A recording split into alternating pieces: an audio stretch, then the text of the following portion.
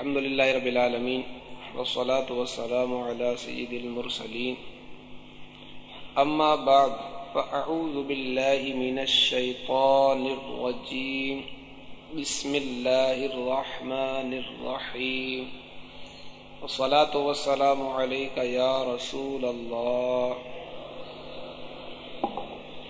وعلی آلک واصحابک یا حبیب اللہ الصلاة والسلام عليك يا نبي الله وعلى آلك وأصحابك يا نور الله۔ مشرک کسے کہتے ہیں؟ شرک کسے کہتے ہیں؟ یہ جو بات پر شرک شرک شرک شرک کرتے ہیں ان کو بھی یہ تعریف نہیں پتا۔ شرک کے معنی کیا ہے؟ شرک کے معنی غیر خدا کو واجب الوجود کا معنی کیا ہے؟ جس کا وجود ضروری ہو اور اس کا نہ ہونا محال۔ یہ پیچھے سب سے پہلے ہم پڑھ چکے ہیں۔ تو غیر خدا کو واجب الوجود سمجھنا یہ ہے شرک۔ غیر خدا کو واجب الوجود سمجھنا کیا ہے؟ شرک ہے۔ جیسے کہ فلاسفہ روح کو یا آسمان کو واجب الوجود سمجھتے ہیں، فرشتوں کو واجب الوجود سمجھتے ہیں، یہ ہے شرک۔ یا مشرکین عرب یا آج کل کے جو مشرکین ہیں وہ بتوں کو یا جن کو اپنا خدا بنایا ہوا تو اس کو واجب الوجود سمجھتے ہیں۔ ایک دوسرا شرک کی تعریف کیا ہے؟ غیر خدا کو مستحق عبادت جاننا، جیسا کہ مشرکین عرب کرتے تھے یا آج کل کے ہنود کرتے کہ بتوں کو عبادت کا مستحق قرار دے کر اس کی عبادت کرتے ہیں، اس کے آگے سجدہ کرتے ہیں، اس کی پوجا کرتے ہیں۔ تو یہ کیا ہے؟ شرک۔ یعنی الوہیت میں، الوہیت کہتے ہیں الہ ہونے میں، خدا ہونے میں دوسرے کو شریک کرنا، خدا ہونے میں دوسرے کو شریک کرنا، یہ کیا ہے؟ شرک ہے۔ اللہ کے علاوہ کسی کو واجب الوجود سمجھنا یہ شرک ہو جائے گا، یا غیر خدا کو مستحق عبادت جاننا یہ شرک ہو جائے گا۔ یوں سمجھ لیجیے آسان سے کہ اللہ تبارک و تعالیٰ کی ذات و صفات میں کسی کو شریک ٹھہرانا۔ اللہ کی ایک صفت کیا ہے کہ وہ الہ ہے، معبود ہے، تو کسی اور کو معبود جاننا کیا ہو جائے گا؟ شرک ہو جائے گا۔ تو جیسی صفتیں اللہ کی ہیں ویسی کسی اور کے لیے ثابت کرنا یہ شرک ہے۔ اور اگر ایسا اعتقاد نہیں ہے تو پھر شرک بھی نہیں ہے۔ یہ شرک جو ہے یہ کفر کی سب سے بدتر قسم ہے۔ اب مثلا اللہ تعالیٰ کی ایک صفت ہے کہ وہ سنتا ہے، ٹھیک ہے؟ اللہ تعالیٰ سمیع، سننے والا ہے۔ اللہ تعالیٰ کی ایک صفت ہے کہ وہ دیکھتا ہے، بصیر، دیکھتا ہے۔ یہ صفتیں اللہ تعالیٰ کی ہیں۔ جیسی صفتیں اللہ تعالیٰ کی یہ ہے یعنی دیکھنے اور سننے والی، ویسی کسی اور کی نہیں ہے۔ جو یہ صفتیں جیسی اللہ کی ہیں ویسی کسی مخلوق کے لیے ثابت کرے یا اقرار کرے کہ فلاں کو بھی ایسی ہی یہ صفت حاصل ہے جیسی اللہ کو حاصل ہے، تو ایسا کہنے والا مشرک۔ اور اگر اس کا اعتقاد یہ نہیں ہے بلکہ وہ یہ کہتا ہے کہ اللہ نے فلاں کو دیکھنے کی قوت دی ہے، فلاں کو دیکھنے کی صفت سے نوازا ہے، فلاں کو سننے کی طاقت دی ہے، تو یہ شرک نہیں ہے۔ انسان کون ہے بھائی؟ دیکھنے والا ہے نا۔ انسان کون ہے؟ سننے والا ہے۔ خود قرآن پاک میں ارشاد فرمایا فَجَعَلْنَاهُ سَمِيعًا بَصِيرًا، ہم نے انسان کو دیکھنے سننے والا بنایا۔ تو سمیع اللہ کی صفت، اللہ نے اس صفت کا لفظ انسان کے لیے بھی استعمال فرمایا سمیعا۔ بصیر اللہ نے اپنے لیے بھی استعمال فرمایا قرآن پاک میں یہ لفظ، اور یہ لفظ انسانوں کے لیے بھی استعمال فرمایا۔ تو دونوں میں فرق کیا ہے؟ فرق یہی ہے کہ وہ صفت اللہ کی ذاتی ہے اس میں اس کا کوئی شریک نہیں. اور جو انسان کو صفت دی وہ کس نے دی ہے؟ اللہ نے دی. وہ اس کی دی ہوئی ہے، اس کی انسان کی یہ ذاتی صفت نہیں ہے. جیسی صفت سننے کی اللہ کی ہے ویسی صفت سننے کی انسان کی ہو ہی نہیں سکتی. ٹھیک ہے، تو یہ شرک نہیں ہے. تو یہ کفر کی سب سے بدترین قسم ہے شرک. اس کے سوا یعنی شرک کے سوا اگرچہ کیسا ہی شدید کفر ہو، حقیقتاً شرک نہیں ہے. کفر ضرور ہے، شرک نہیں. ہر مشرک کافر ہے لیکن ہر کافر مشرک نہیں ہے. اہل مشرکین عرب سارے کے سارے کیا تھے؟ مشرک تھے اور کافر بھی تھے. لیکن یہود و نصارہ ان پر مشرک کا اطلاق نہیں ہوگا، ان کو کافر کہیں گے. ہاں جو شرک کرتے تو ان کو مشرک کہیں گے. اسی طرح آگ کی پوجا کرنے والے مشرک ہیں، بت کی پوجا کرنے والے مشرک ہیں، سورج کی پوجا کرنے والے مشرک ہیں، کسی انسان کی پوجا کرنے والے مشرک ہیں. لہذا شریعت مطہرہ نے اہل کتاب کے کفار کے احکام مشرکین کے احکام سے جدا فرمائے. یہ چونکہ شرک کفر کی بدترین قسم ہے تو شریعت مطہرہ نے مشرکین کے احکام اور کفار اہل کتاب کے احکام جدا جدا بیان فرمائے. بعض معاملات میں دونوں کے درمیان فرق رکھا ہے. مثلا کتابی کا ذبیحہ حلال ہے. اگر کوئی کتابی اللہ کا نام لے کر حلال جانور پر چھری پھیرے، اس کو ذبح کر دے تو وہ جانور کا گوشت کیا ہے؟ حلال ہے. مشرک کا مردار، مشرک اگرچہ کہ اللہ کا نام 100 مرتبہ لے لے، اس کا مردار، اس کا جو جانور ہوگا ذبح کیا وہ حرام ہی رہے گا، مردار رہے گا، وہ حلال نہیں ہو سکتا. کتابیہ عورت سے مسلمان مرد نکاح کر سکتا ہے، مشرکہ عورت سے مسلمان مرد کا نکاح نہیں ہو سکتا. یہ اصلی اہل کتاب کے بارے میں بات ہو رہی ہے. اور یہ آپ کو پہلے بتایا گیا تھا کہ آج کل اصلی اہل کتاب نہیں پائے جاتے. جو پائے جاتے ہیں وہ بھی کافر حربی ہیں، اور کافر حربی سے یہ حکم نہیں ہے. کافر حربی سے یعنی کافر حربی کی عورت سے نکاح کرنا حرام ہے، مکروہ تحریمی قرار دیا اعلیٰ حضرت نے اس کو.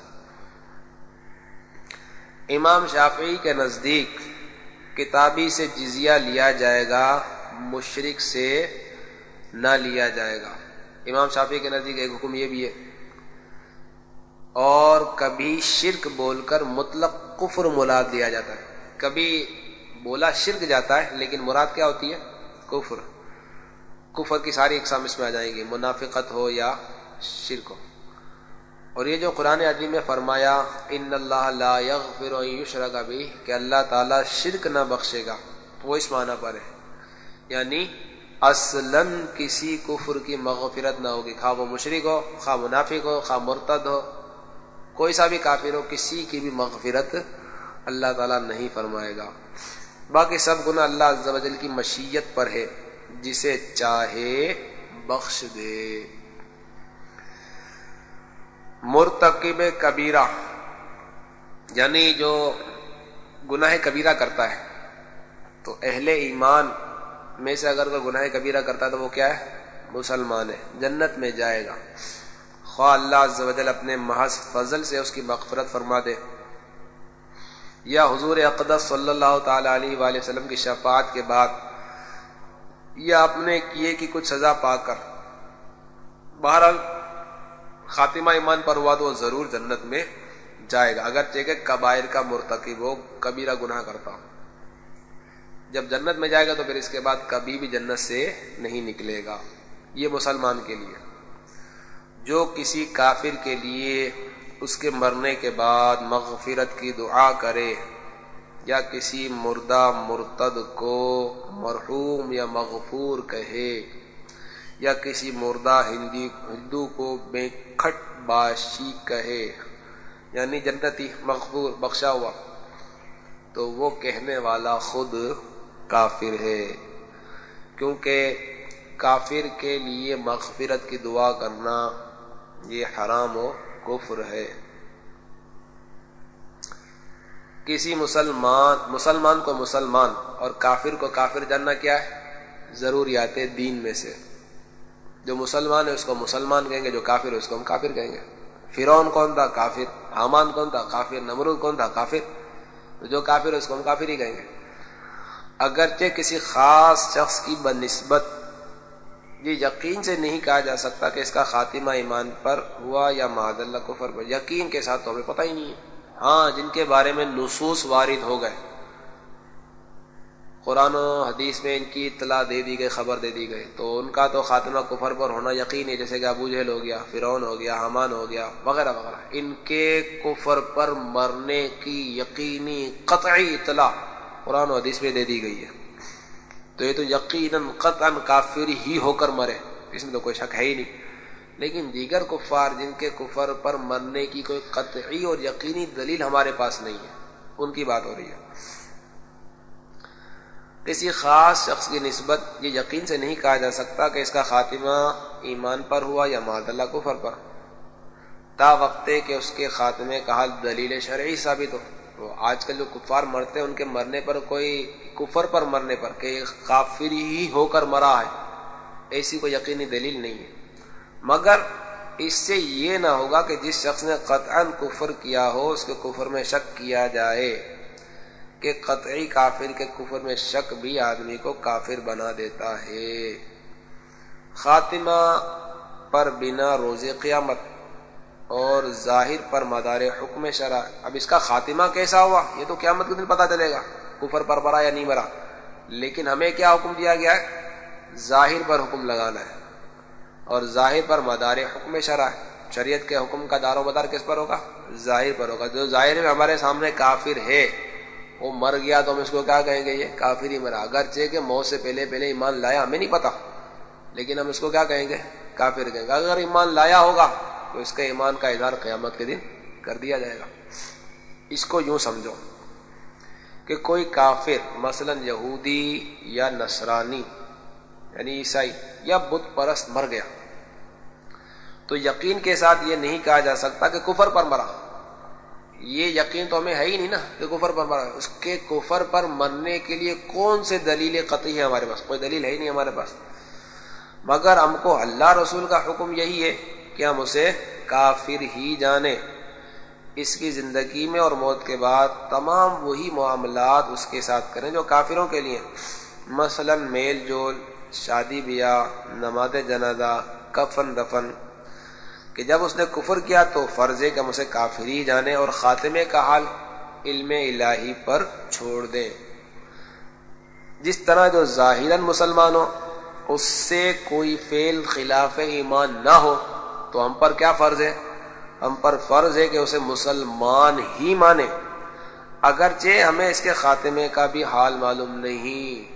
کسی مسلمان کے ایمان پر خاتمہ ہونے کا بھی کوئی قطعی و یقینی ثبوت ہمارے پاس ہے نہیں، الا یہ کہ جن کے لیے نصوص وارد ہو گئے، جیسے کہ صحابہ کرام، ان کے لیے اللہ نے اپنی رضامندی کی سند قرآن پاک میں نازل فرما دی. رضی اللہ عنہم، اللہ ان سے راضی ہو گیا.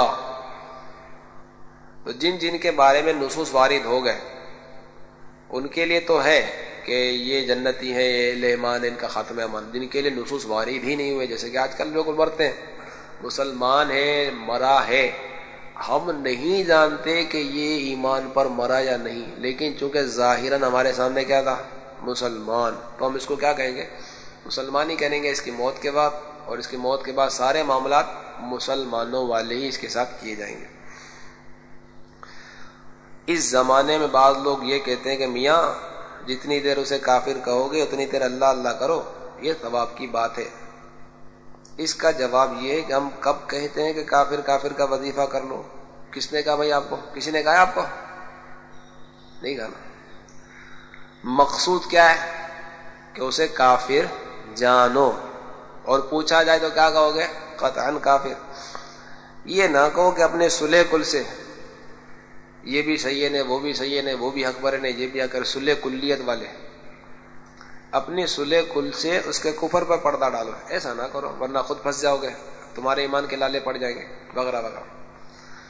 تو یہ ساری بات کا خلاصہ ہے. مسلمان کو مسلمان جاننا ضروریات دین سے، کافر کو کافر جاننا ضروریات دین سے. کسی مسلمان کا خاتمہ ایمان پر ہوا، اس کے ایمان پر خاتمہ ہونے کی ہمارے پاس کوئی دلیل شرعی نہیں ہے، لیکن ہم اس کو مسلمان ہی جانیں گے کیونکہ شریعت نے ہمیں حکم کیا دیا ہے کہ ظاہر پر حکم لگایا جائے گا. اگرچہ کہ وہ خاتمہ کفر پر اس کا خاتمہ ہو، اس کا ہمیں پتہ نہیں، اس کا کفر ہونا قیامت میں ظاہر کر دیا جائے گا. جیسے کہ وہ مجوسی والا واقعہ ہے، آتش پرست والا، میدان رمضان میں امیر رسول نے اس کو لکھا ہے، جس نے رمضان کی تعظیم کی تھی نا، اپنے بیٹے کو تھپڑ مارا تھا. مرنے کے بعد کسی نے خواب میں دیکھا کہ جنت میں ٹہل رہا ہے. بولے تو کافر تھا، جنت میں کیسے پہنچ گیا؟ تھا تو کافر، لیکن رمضان کی تعظیم کی برکت سے اللہ نے موت سے پہلے مجھے ایمان کی توفیق دے دی، ہو گیا نا مسلمان. تو یہ اس طرح کے معاملات ہوتے رہتے ہیں، لیکن ظاہر پر حکم لگے گا. جو ہمارے سامنے کافر ظاہر ہے ہم اس کو کافر ہی سمجھیں گے، جو مسلمان ہے ہم اس کو مسلمان ہی سمجھیں گے. صلو علی الحبیب. کفار کا جو انتقال ہوتا ہے تو اس کے انتقال پر آن جہانی اس کو کہتے ہیں، یہ اس کا مطلب کیا اور یہ کہنا کیسا ہے؟ آن جہانی گند گوہی یعنی دنیا سے کوچ کرنے والا، مر جانے والا، دنیا کو چھوڑ جانے والا. آن جہانی دنیا کو چھوڑ جانے والے کو کہتے ہیں. جیسی صفتیں اللہ کی ہیں ویسی کسی اور کے لیے ثابت کرنا شرک ہے. جی جی. اب یہ اللہ کی صفتیں جیسی ہیں، اس کا پیمانہ آپ نے ارشاد فرمایا کہ وہ قدیمی ہیں، وہ ہمیشہ سے ہیں. اس کو قدیم ہے، ازلی ہے، ابدی ہے، ہمیشہ سے ہمیشہ رہے گا. اس کی صفت ہے، اس کی ذات کے ساتھ قائم ہے، اس کی ہی صفت ہے، کسی کی دی ہوئی نہیں ہے. دی ہوئی اور باقی کو دی ہوئی ہے، اللہ کی عطا سے. اتنا بڑا فرق آ گیا نا عطائی کا، عطائی. شرک ختم ہو گیا. میٹھے میٹھے اسلامی بھائیوں، ہمارا مدنی مقصد کیا ہے؟ مجھے اپنی اور ساری دنیا کے لوگوں کی کوشش انشاءاللہ